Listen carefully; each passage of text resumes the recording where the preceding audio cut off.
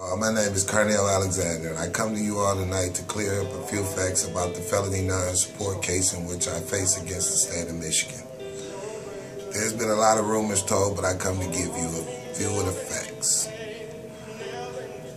I was involved with this young lady briefly, real briefly, like a one-night stand in 1987. Sometime during that year, she claimed she had a baby, and it was my child. I told her I didn't have a child with her because I didn't ejaculate her.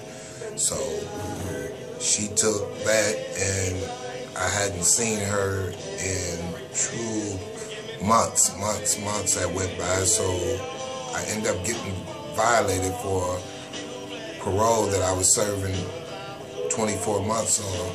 I ended up getting violated on the parole. So when I went back sometime in 88, August of 88, the case was opened in May of 1989.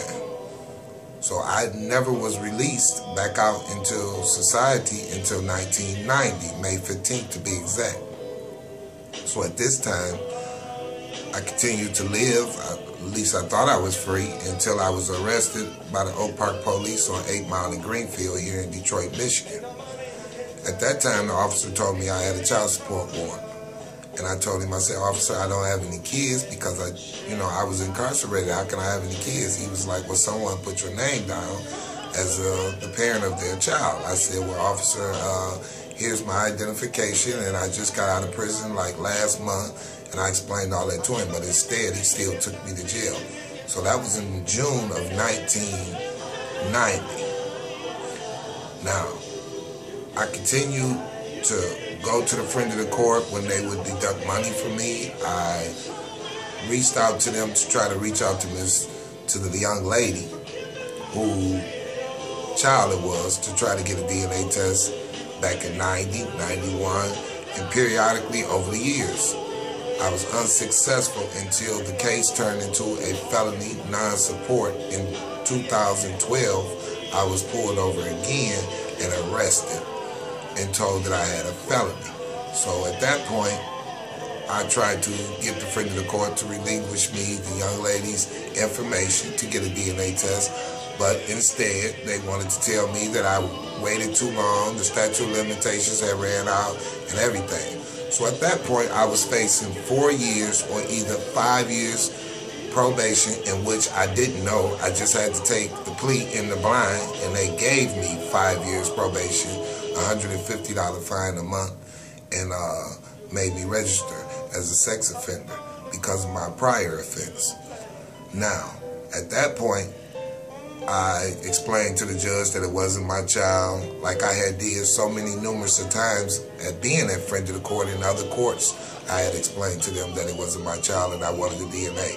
But they told me that it was, they consistently, I should say, told me that it was too late to get a DNA and that I was the father by default.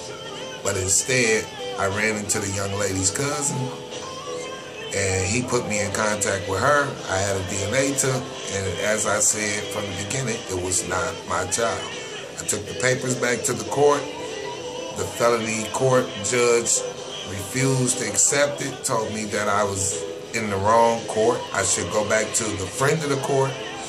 And as I went back to the friend of the court, they gave me some more running around and consistently tried to get me to sign papers to wipe away the rearage.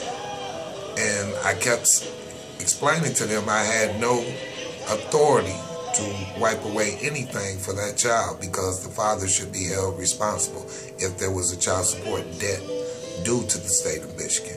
I should not be held responsible, nor should I be able to wipe it away. So at this point, we went to court.